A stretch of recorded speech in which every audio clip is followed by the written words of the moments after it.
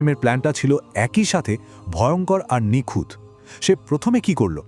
শুধু আব্দুর রহমানের দোকানটাই পোড়ালো না, উল্টো তাকেই দোষী সাজিয়ে দিল।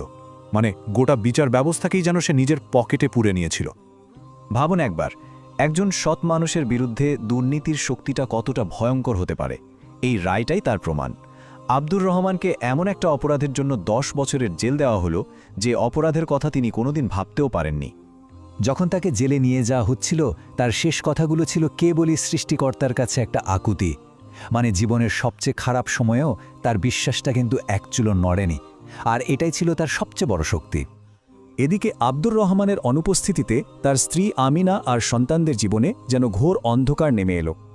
হাশেমের ভাই, পাড়া প্রতিবেশী সবাই মুখ ফিরিয়ে নিল। একেবারে একা হয়ে পড়লেন আমিনা তার সন্তানদের নিয়ে এই কঠিন লড়াইয়ে।